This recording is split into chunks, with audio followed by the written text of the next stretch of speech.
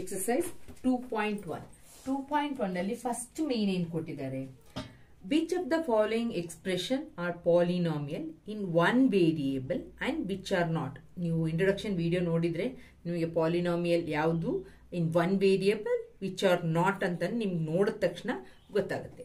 ಹೇಳಿದೀನಿ ಕಂಡೀಷನ್ ಏನು, polynomial one variable ಅಂತಂದ್ರೆ ಒಂದೇ ಟರ್ಮ್ ಇರಬೇಕು. ಟರ್ಮ್ಸ್ ಅಂತ ಹೇಳಿದ್ರೆ ವೇರಿಯೇಬಲ್ಸ್ ಇರಬೇಕು. ಯಾವ್ದು ವೇರಿಯೇಬಲ್ ಅಂತ ಹೇಳಿದ್ರೆ ಎಕ್ಸ್ ಆದ್ರೂ ಆಗ್ಬೋದು, ವೈ ಆದ್ರೂ ಆಗ್ಬೋದು, ಝೆಡ್ ಆದ್ರೂ ಯಾವುದೇ ಆಗಿರ್ಬೋದು, ಆದ್ರೆ ಒಂದೇ ಒಂದು ವೇರಿಯೇಬಲ್ ಆ ಇಕ್ವೇಶನ್ ಇರಬೇಕು. ಅರ್ಥ ಆಯ್ತಲ್ವಾ? ನೆಕ್ಸ್ಟ್ ಇನ್ನೊಂದು ಕಂಡೀಷನ್ ಏನು, ಒಂದು ವೇರಿಯೇಬಲ್ ಇರಬೇಕು, ಆಮೇಲೆ ಅದರದ್ದು ಪವರ್ ಏನಾಗಿರ್ಬೇಕು, ಹೋಲ್ ನಂಬರ್ ಆಗಿರ್ಬೇಕು. ಪವರ್ ಏನಾಗಿರ್ಬೇಕು, ಹೋಲ್ ನಂಬರ್ ಆದ್ರೆ ಮಾತ್ರ ಅದು ಫಸ್ಟ್ ಪಾಲಿನಾಮಿಯಲ್ ಅಂತ ನೋಡೋದು. ಅದು ಪವರ್ ಹೋಲ್ ನಂಬರ್ ಇದ್ರೆ ಅದು ಪಾಲಿನಾಮಿಯಲ್. ಆಮೇಲೆ ಅದು ಇನ್ ಒನ್ ವೇರಿಯೇಬಲ್ ಇದೆಯಾ ಅಂತ ನೋಡ್ಬೇಕಾದ್ರೆ ಎಕ್ಸ್ ವೈ ಯಾವ್ದಾದ್ರು ಒಂದೇ ಇರುವಂತದ್ದಿದ್ರೆ ಅದು ಒನ್ ವೇರಿಯೇಬಲ್ ಅಂತ. ಈಗ ನೋಡೋಣ ಫಸ್ಟ್ ಮೇನ್ ಸರಿಯಾಗಿ ಓದ್ಕೊಂಡಿದ್ರೆ ಪಾಲಿನಾಮಿಯಲ್ ಹೌದಾ ಅಲ್ವಾ ಅಂತ ಕಂಡೀಷನ್ಸ್ ನಿಮ್ಗೆ ಗೊತ್ತಿದೆ. ಸೊ ಇದನ್ನ ನೋಡಿದ ತಕ್ಷಣ ಎಕ್ಸ್ ಕ್ಯೂಬ್ ಯಾವ್ದು, ಇದು ಒನ್ ವೇರಿಯೇಬಲ್, ಇದು ಪಾಲಿನಾಮಿಯಲ್, ಎಲ್ಲ ಹೋಲ್ ನಂಬರ್ ಇದೆ ಅಲ್ವಾ, ಹೋಲ್ ನಂಬರ್ ಇದೆ. ಎಕ್ಸ್ ಪವರ್ಸ್ ನೋಡ್ಬೇಕಾಗಿರೋದು ಮಕ್ಕಳೇ, ನೀವು ವೇರಿಯೇಬಲ್ ಪವರ್ ನೋಡ್ಬೇಕಾಗಿರೋದು. ವೇರಿಯೇಬಲ್ ಪವರ್ 2 ಇದೆ, ವೇರಿಯೇಬಲ್ ಪವರ್ 1 ಇದೆ.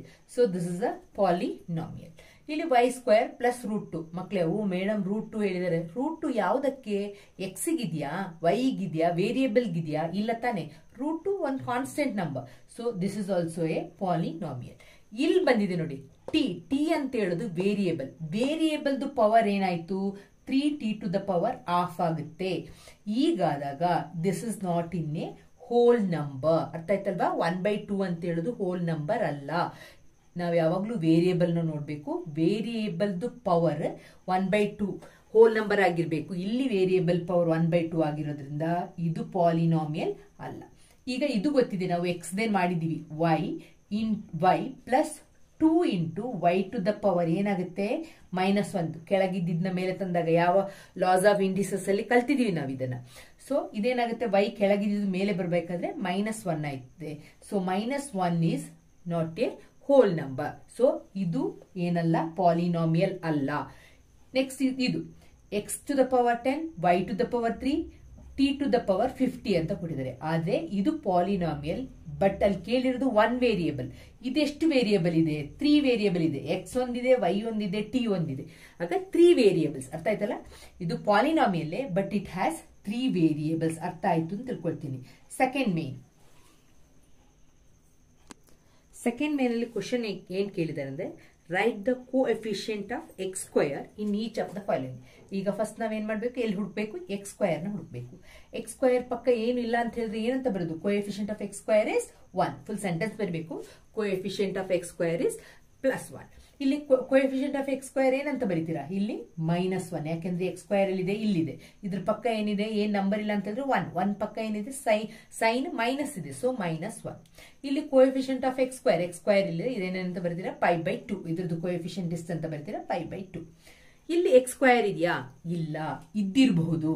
ಏನಾಗಿರ್ಬೋದು, ಎಕ್ಸ್ ಸ್ಕ್ವೇರ್ದು ಕೋಎಫಿಷಿಯಂಟ್ 0 ಆದ್ರೆ 0 into anything we will get 0. ಅದಕ್ಕೆ ನಮಗೆ 0 ಸಿಕ್ಕಿದೆ. ಆಗ ಇದು ಎಕ್ಸ್ ಸ್ಕ್ವೇರ್ ಇಲ್ಲದ ಕಾರಣ ನಾವು ಏನಂತ ಬರಿಬೇಕು, ಕೋಎಫಿಷಿಯಂಟ್ ಆಫ್ ಎಕ್ಸ್ ಸ್ಕ್ವೇರ್ ಅಂತ ಹೇಳಿದ ತಕ್ಷಣ ಇಲ್ಲಿ ಎಕ್ಸ್ ಸ್ಕ್ವೇರ್ ಇಲ್ಲದೆ ಇರೋದ್ರಿಂದ ನಾವು 0 ಅಂತ ಬರಿಬೇಕು. ಅರ್ಥ ಆಯ್ತಲ್ಲ ಮಕ್ಕಳೇ? ಈಸಿ ಇದೆ. ನೆಕ್ಸ್ಟ್ ಥರ್ಡ್ ಮೇನ್ ಏನ್ ಕೇಳಿದ್ದಾರೆ ಅಂತಂದ್ರೆ, give one example each of a binomial of degree 35 and of degree 100 ಅಂತ. ಬೈನಾಮಿಯಲ್ ಅಂತ ಹೇಳಿದ್ರೆ 2 ಟರ್ಮ್ಸ್ ಇರಬೇಕು ಅಲ್ವಾ, 2 ಟರ್ಮ್ಸ್ ಇರಬೇಕು. ಏನಾದ್ರು ತಗೊಳ್ಳಿ, 2x² ಮೈನಸ್ ಏನ್ ಕೇಳಿದ್ರಲ್ಲಿ 2x² degree binomial of degree 35 ಅಂತ ಕೊಡಿ. ಇಲ್ಲಿ x² ಬದಲಿಗೆ 35 -4 ಅಂತ ಕೊಡಿ. ಅಥವಾ 8y to the power 35 minus 3ನ 2ನ ಏನ್ ಬೇಕಾದ್ರೆ ಬೈನಾಮಿಯಲ್ ಆಗಿರ್ಲೇಬೇಕು. 2 ಟರ್ಮ್ಸ್ ಇರ್ಲೇಬೇಕು. ಇಲ್ಲೇ ಪ್ಲಸ್ ಹಾಕ್ಬೋದು, ಇಲ್ಲ ಮೈನಸ್ ಹಾಕ್ಬೋದು. ಯಾವುದೇ ನಂಬರ್ ಇರಬೇಕು. ಒಂದು ಟರ್ಮಿಗೆ ವೇರಿಯೇಬಲ್ಗೆ ಪವರ್ ಎಷ್ಟು ಇರಬೇಕು, 35 ಇರಬೇಕು. ಏನ್ ಬೇಕಾದ್ರೂ ತಗೋಬಹುದು, ನಿಮ್ ಇಷ್ಟ. ನೆಕ್ಸ್ಟ್ ಹೇಳಿದ್ರೆ ಮೊನಾಮಿಯಲ್ ಅಂತಂದ್ರೆ ಒಂದೇ ಟರ್ಮ್ ಇರಬೇಕು. ಆಗ ನಾನು 2y ಟು ದ ಪವರ್ 100 ಅಂತ ಹಾಕ್ತೀನಿ, ಅಥವಾ 8m ಟು ದ ಪವರ್ 100 ಅಂತ ಹಾಕ್ತೀನಿ. ಹೇಗ್ ಬೇಕಾದ್ರೂ ತಗೋಬಹುದು, ಯಾವ್ದು ಬೇಕಾದ್ರೂ ಬರಿಬಹುದು. ಓಕೆ, ಮೊನಾಮಿಯಲ್ ಆಗಿರ್ಬೇಕು ಅಂತಷ್ಟೇ. ಇನ್ನೊಂದು ಬೈನಾಮಿಯಲ್ ಆಗಿರ್ಬೇಕು ಅಂತ. ಏನ್ ಬೇಕಾದ್ರೆ ಎಕ್ಸಾಂಪಲ್ ಅದ್ರ ಬರುವಂತ ಕೋಎಫಿಷಿಯಂಟ್ ಎಲ್ಲ ನೀವು ಚೇಂಜ್ ಮಾಡಿ ಏನ್ ಬೇಕಾದ್ರೂ ಬರಿಬಹುದು. But monomial condition, monomial only one term, binomial two terms should be there. Next main, fourth main ಕೇಳಿದರೆ ಮಕ್ಕಳೇ, write the degree of each of the following polynomial. Degree ಅಂತ ಗೊತ್ತು, highest power ಇಲ್ಲಿದೆ.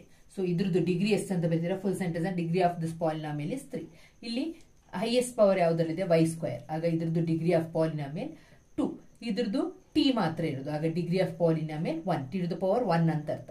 ಇಲ್ಲಿ ನಂಬರೇ ಕೊಟ್ಟು ಯಾವ ವೇರಿಯೇಬಲ್ ಇಲ್ಲ, ಆಗ ಸೊ ಇದ್ರದ್ದು ನಾವೇನಂತ ಬರ್ತೀವಿ, ಪವರ್ 0 ಅಂತ.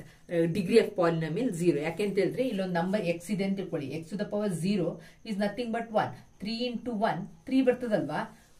ಆಗ ಇದ್ರದ್ದು ಹೈಯೆಸ್ಟ್ ಡಿಗ್ರಿ ಎಷ್ಟು ಅಂತ, ಹೈಯೆಸ್ಟ್ ಪವರ್ ಎಷ್ಟು 0. ಅದಕ್ಕೆ ನಾವೇನಂತ ಬರಿತೀವಿ, 0 ಅಂತ ಬರಿತೀವಿ. ಅರ್ಥ ಆಯ್ತಲ್ಲ ಮಕ್ಕಳೇ, ನಿಮಗೆ ಗೊತ್ತಿರಬೇಕಿದು. 100 to the power 0 ಎಷ್ಟು 1. ಈ ರೀತಿ ಎಕ್ಸಾಮ್ಸ್, ನಿಮ್ ಕಾಂಪಿಟೇಟಿವ್ ಎಕ್ಸಾಮ್ಸ್ ಅಲ್ಲೆಲ್ಲ ಈ ತರ ಕ್ವಶನ್ಸ್ ಕೇಳ್ತಾರೆ. ನೀವೆಲ್ಲ ಇಲ್ಲೇ 8th 9th ಅಲ್ಲಿ ಕಲ್ತಿರ್ತೀರಾ, ಆದ್ರೂ ನೀವು ಅಲ್ಲಿ ಹೋಗೋತ್ತಿಗೆ ನಿಮ್ಗೆ ಮರ್ತೋಗ್ಬಿಡ್ತದೆ. ಇದನ್ನೇ ಯೋಚನೆ ಇಟ್ಕೊಳ್ಳಿ. ಒಂದು ಎಕ್ಸಾಂಪಲ್ ಕೊಡ್ತಾ ಇದ್ದೀನಿ. By 2 into 7 to the power 14 into 6 to the power 9 to the power 0 ಹಿಂಗೆ ಕೊಟ್ಟಾರೆ. ಆನ್ಸರ್ ಎಷ್ಟು? ಈ ನಂಬರ್ ಅದ್ರ ಪವರ್ ಏನಾದ್ರು ಅದ್ರದ್ದು ಎಕ್ಸ್ಪನೆಂಟ್ ಕೊಟ್ಟಿದ್ದು 0 ಇದ್ರೆ ಅರ್ಥ ಏನಂತ, ಅರ್ಥ ಏನು ಮಾಡೋದು. ಕೆಲವರು ಇದನ್ನ ಏನ್ ಮಾಡ್ತಾರೆ, 3 to the power 4 ಇಂಟು ಇದನ್ನ ಸ್ಪ್ಲಿಟ್ ಮಾಡಿ 3 into 2 into ಹೋಲ್ ಸ್ಕ್ವಯರ್ ಅಂತಂದ್ರೆ 3 to the power 2 2 to the power 2 ಎಲ್ಲ ಇಂಡಿಸಸ್ ಲಾನೆಲ್ಲ ಹಾಕಿ ಮಾಡೋ ಅವಶ್ಯಕತೆ ಇಲ್ಲ. ಜಸ್ಟ್ ನೋಡಿದ ತಕ್ಷಣ ನೀವು 1 ಅಂತ ಆನ್ಸರ್ ಬರ್ದಿರ್ತೀರ. Okay, classify the following as linear, quadratic and cubic polynomials. ಇಲ್ಲಿ ಕೇಳಿದಂತಹ first question x square plus x ಅಂತ ಕೇಳ್ತಾರೆ. ಇಲ್ಲಿ ಪವರ್ ಎಷ್ಟಿದೆ, 2 ಇದೆ. ಆಗ ನೀವೇನಂತ ಬರೀತೀರಾ, ಕ್ವಾಡ್ರಾಟಿಕ್ ಇಕ್ವೇಶನ್. 2 ಇದ್ರೆ ಕ್ವಾಡ್ರಾಟಿಕ್ ಇಕ್ವೇಶನ್. ಇಲ್ಲೂ ಕ್ವಾಡ್ರಾಟಿಕ್ ಇಕ್ವೇಶನ್. ಎಕ್ಸ್ ಮೈನಸ್ ಅದು ಎಕ್ಸ್ ಕ್ಯೂಬ್ ಆಗಬೇಕು. ಎಕ್ಸ್ ಕ್ಯೂಬ್ ಕೊಟ್ಟಿದ್ದಾರೆ, ಕ್ಯೂಬ್ ಬಂದ್ರೆ ಅದು ಕ್ಯೂಬಿಕ್. ಓಕೆ, ಇಲ್ಲಿ ಸ್ಕ್ವಯರ್ ಇದೆ, ಹೈಯೆಸ್ಟ್ ಪವರ್. ಸೊ ಇದು ಸಹ quadratic equation. Okay, quadratic equation. ಇಲ್ಲಿ ಇದು ಲೀನಿಯರ್ ಇಕ್ವೇಶನ್. ಪವರ್ ಎಷ್ಟೇ ಇರೋದ್ರಿಂದ ನಾವೇನಂತ ಬರಿತೀವಿ, ಲೀನಿಯರ್ ಅಂತ. ನೆಕ್ಸ್ಟ್ ಇಲ್ಲಿ 3t ಅಂತಿದೆ, ಇಲ್ಲೂ ಅಷ್ಟೇ. ಆಗ ಇದು ಸಹ ಏನಾಗುತ್ತೆ, ಲೀನಿಯರ್ ಆಗುತ್ತೆ. ಇಲ್ಲಿ 2 ಇದೆ, 2 ಇದ್ದ ತಕ್ಷಣ ಕ್ವಾಡ್ರಾಟಿಕ್ ಆಗುತ್ತೆ. ಓಕೆ, ನೆಕ್ಸ್ಟ್ ಇಲ್ಲಿ ಕ್ಯೂಬ್ ಇದೆ, ಕ್ಯೂಬ್ ಇದ್ದ ತಕ್ಷಣ ಕ್ಯೂಬಿಕ್ ಪಾಲಿನಾಮಿಯಲ್ ಆಗುತ್ತೆ. ಇದನ್ನೆಷ್ಟನ್ನ ನೀವು ಪಟ್ಟಂತ ಮಾಡಿರ್ತೀರ, ಇಂಟ್ರಡಕ್ಷನ್ ವಿಡಿಯೋ ಮಾಡಿ ನೋಡಿದ ತಕ್ಷಣ ಅಂತ ನಂಬ್ತೀನಿ. ಸೊ ಈಸಿ ಇದೆ ಅಲ್ವಾ. Next zeros of polynomial in the next class.